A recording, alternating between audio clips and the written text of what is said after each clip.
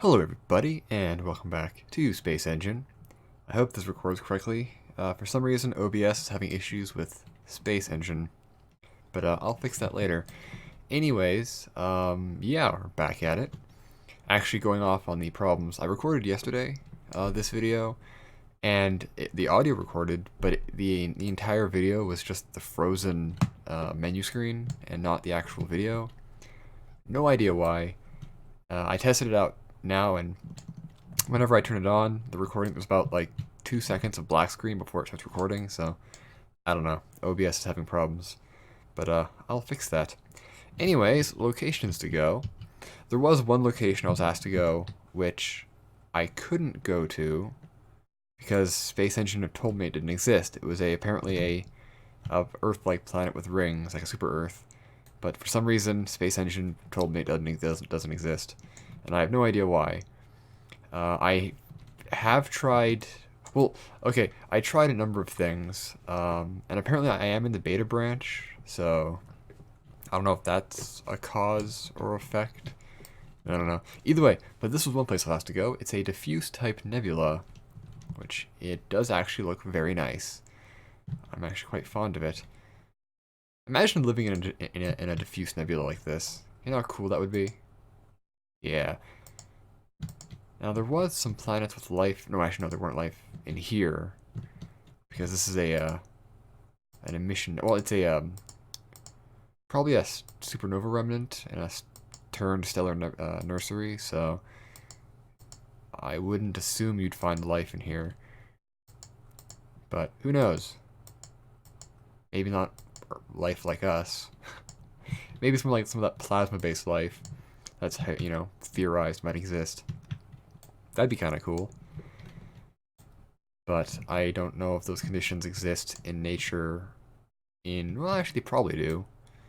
But I wonder if they exist, in a long duration enough time for them to actually create life that can evolve past very basics.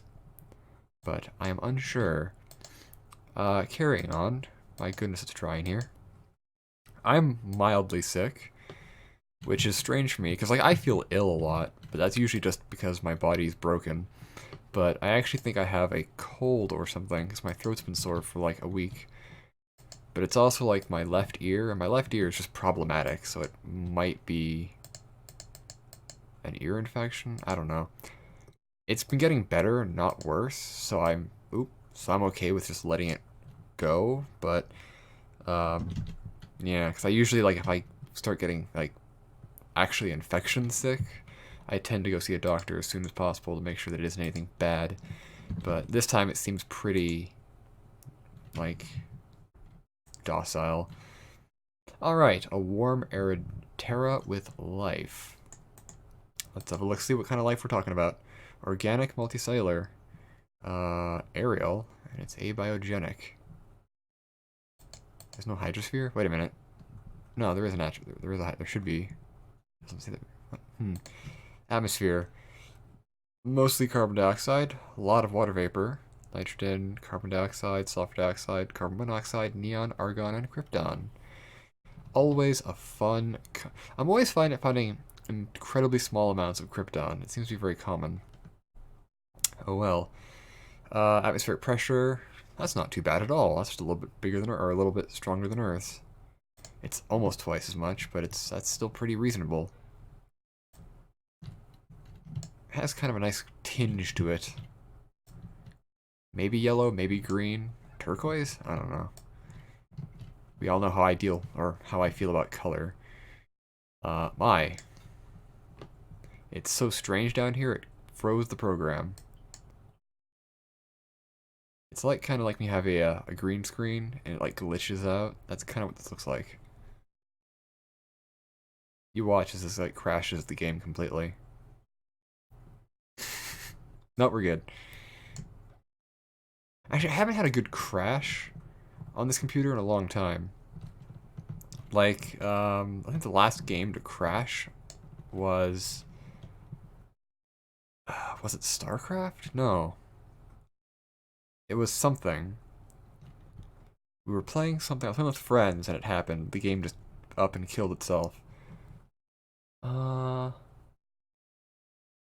I can't remember what it was. It might have been StarCraft. No, it wouldn't have been StarCraft 2. War Selection? Hmm. No, wait. Pul no, it wouldn't have been Pulsar. Oh, that's bugging me now. I don't remember which one it was. But we were playing something, and I think my computer decided that it just didn't want to have any of it. Huh. That's weird. Anyways, there was a topic I was asked to talk about, which is top 5 science fiction space movies. And, oof, that's quite the topic. I don't know if he means me personally or just in general, because I can't really speak for everybody, as my tastes in movies are generally bad. But if I had to make a guess about the top all-time space movies, I'm sure a Star Wars would be up there. Maybe the fourth one. 2001: A Space Odyssey. Apollo 13 might be up there. There's a lot of them, honestly. But for me personally, oh, the list's way bigger than 5. Like I love me my good space movies. But personally, I would have to say, in no particular order, Forbidden Planet, Apollo 13, uh, hmm, Interstellar. I liked Interstellar. Um, oh, I almost want to say Alien, but that's more of a horror than it is a space. It is a space movie, I guess. But no, I'll not do that one. Does October Sky count? That was a rocket movie. It was based off the Rocket Boys, which was a book, a biographical book written by Homer Hickam. That movie was really inspirational to me as a kid, so or influential, I should say. Ah, screw it. I'm gonna count it. It involves space to it in a way. I really liked Mission to Mars personally. It didn't do very well, but I liked it, and the critics hated it, but I liked it. The story was, I guess, fairly linear, pretty predictable. The ending was weird. And, I don't know. It didn't have a lot of heft to it, but sorry, I'm gonna just move that. But I personally thought it was a fun movie. I enjoyed it, and it actually takes place in 2020, so I'm gonna have to watch it in 2020, which is coming up in a few days. Always fun. All right, let's go here. We have a warm, arid Terra with life. It looks more normal. Give it that. No hydrosphere. Oh, there's all of its water. Jesus Christ. We got tons of water. Bit of oxygen, nitrogen, carbon dioxide, sulfur dioxide, carbon monoxide, neon. Oh, crap. The ethane groups always get me. There's ammonia. Or ammonia. Yeah. NH3. It's a very complex CH4. Isn't that propane? CH4? Or is that ethane? Or methane? No, CH4 is methane. Isn't it? Every time.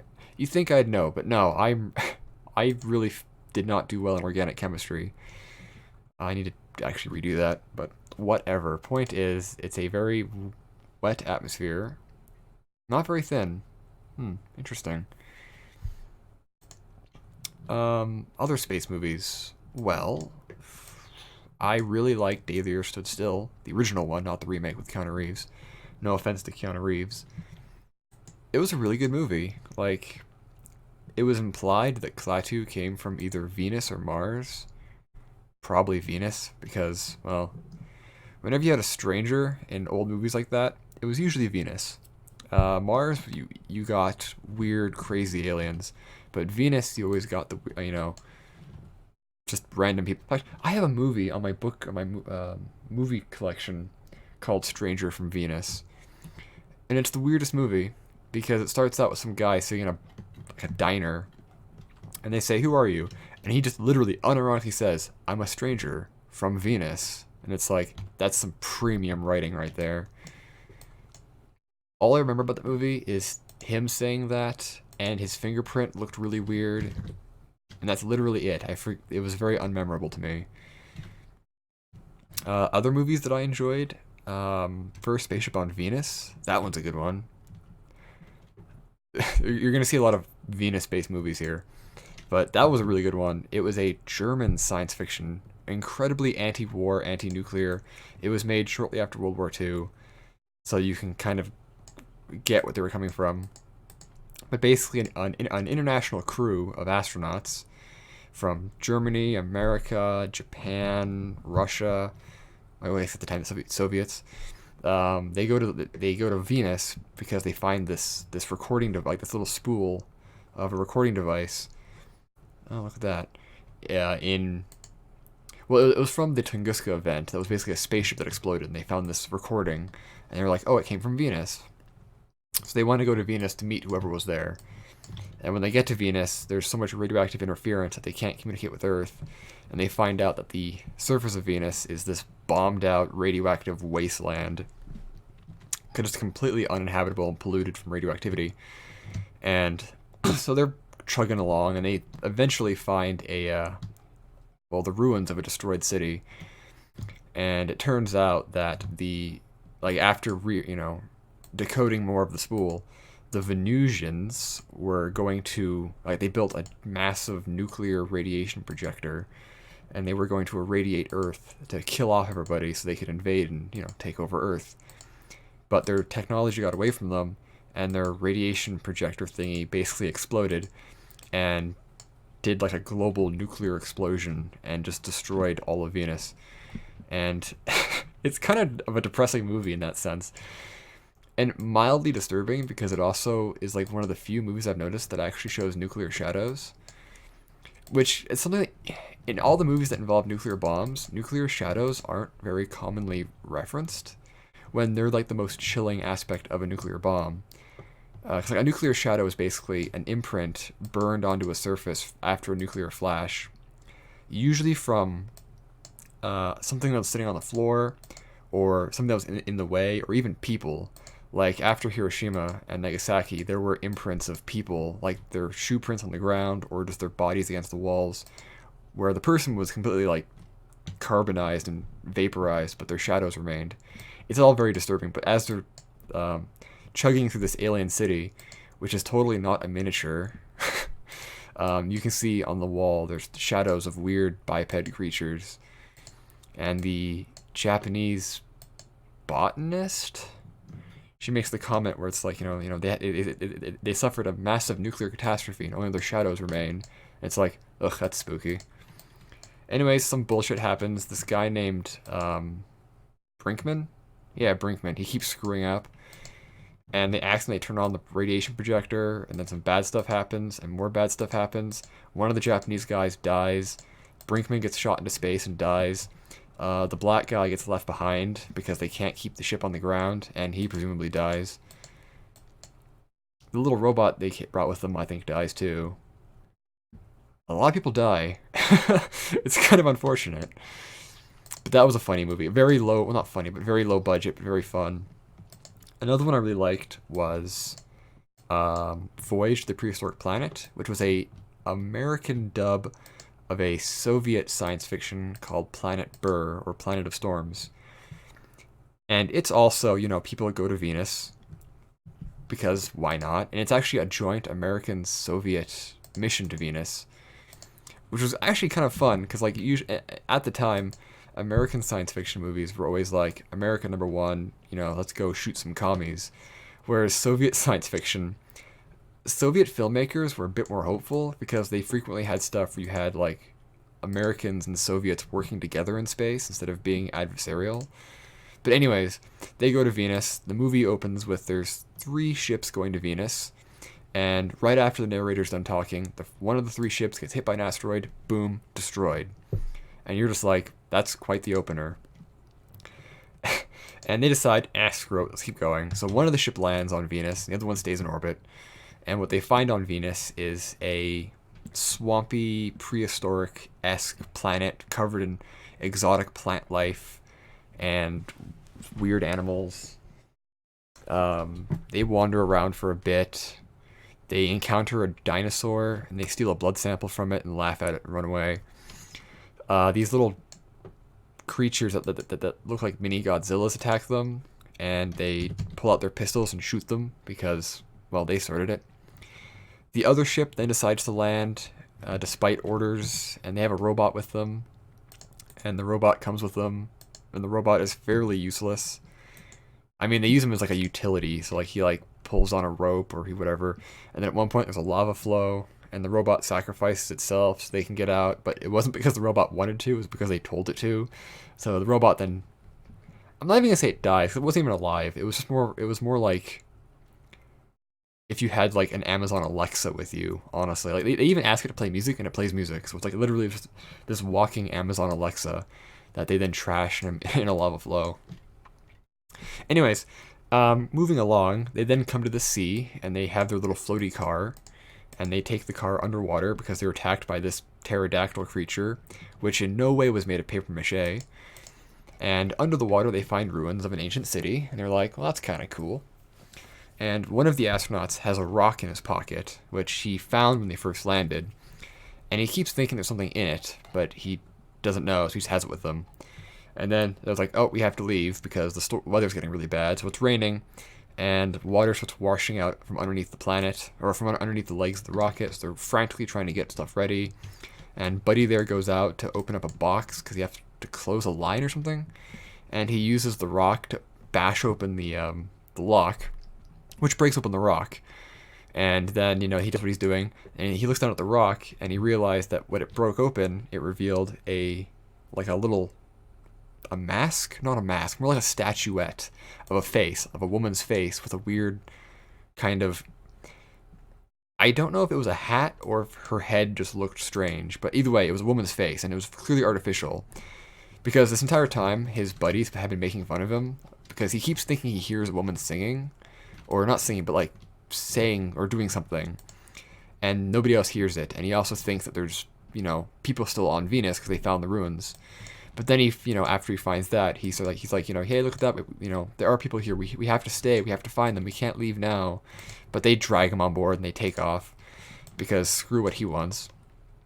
And the movie ends with the camera pans down looking into a puddle, and then you see the reflection of a woman in robes or whatever walk over the hill looking up, and then she extends her arms up, and yeah, it's really cool actually. Like, I actually really like it because nobody except for the robot and everybody on the first spaceship dies, but nobody who you care about dies, or yeah, actually nobody you see that's important dies. I mean, the robot dies, but again, the robot wasn't even a person. So I really, really enjoyed that one. Am I going back and forth between planets here? Have I already been here? I think I've... Yeah. Uh-oh. Oops.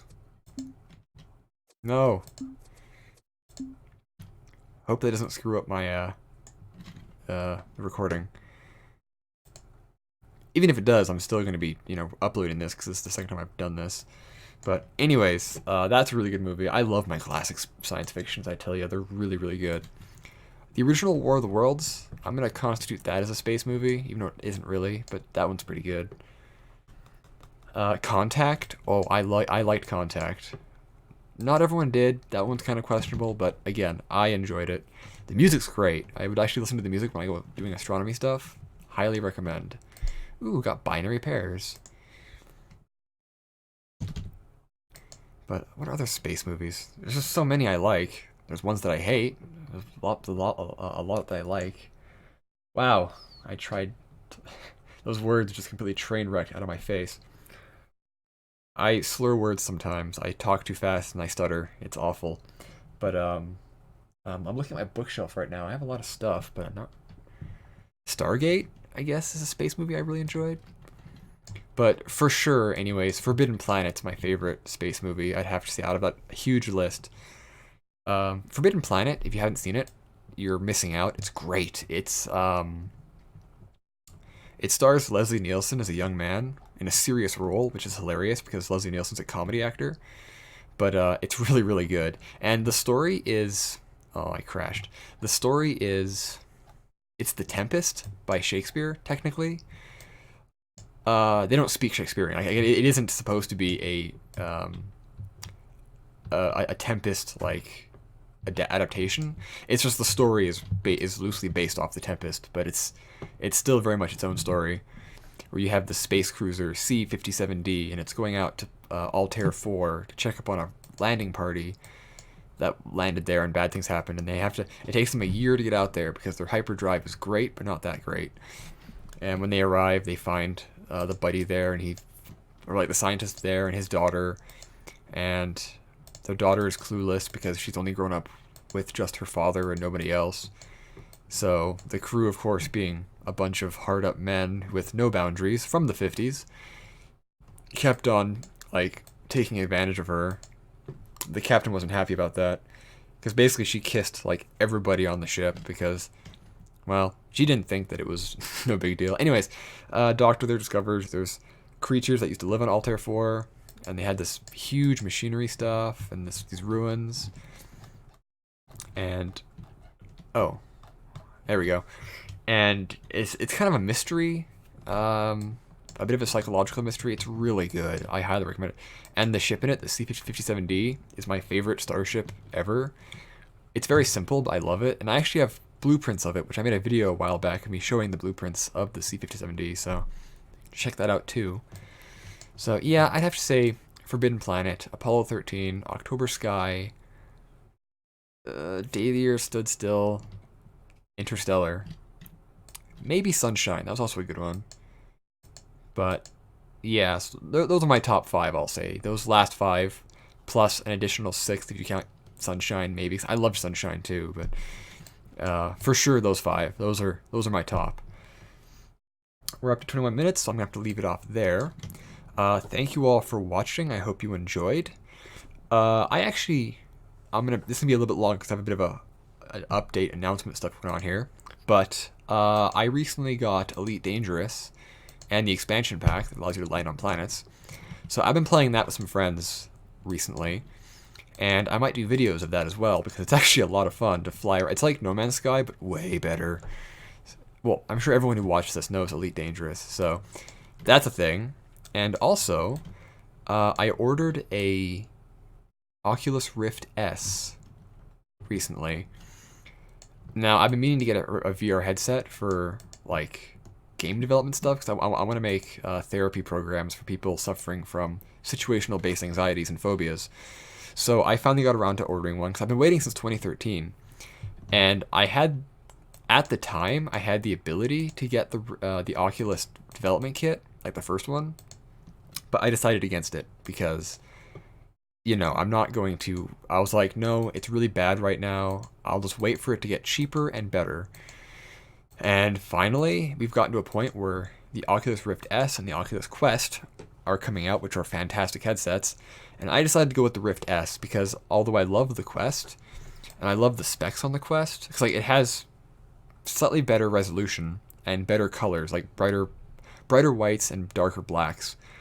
And it's also an OLED screen, whatever. Anyways, but it has slightly lower frame rate, and it's also much less powerful in standalone mode. But they are making an attachment for it, and some software so you can tether it to a computer to use it as a PC tethered headset, and that's really cool. But I was thinking to myself, I'm gonna wait for the second iteration of the Oculus Quest. So for now, I'm gonna get an Oculus Rift S because that makes more sense for me because I don't really need a portable headset. But if I did get a portable one, I want it to be really good. So I'm waiting for the next generation of Oculus Quest, which will have much better computer tethering, much better standalone power, and it'll be a more mature headset. So that's my plan. So it took a lot of research went into this, and I settled on the Rift S because it made more sense for me. So that's going to be a thing. My friend also is getting one, so we're probably going to play VR chat, and we're probably going to make videos of that. So you can expect that, and other VR games. There's a lot of other ones out there. So that is exciting. I'm looking forward to that. But I will leave it off there, so thank you all for watching. I hope you enjoyed. I hope this video isn't broken. If it is, I am sorry. I'm still uploading it regardless. Thank you all for watching. I hope you enjoyed, and space.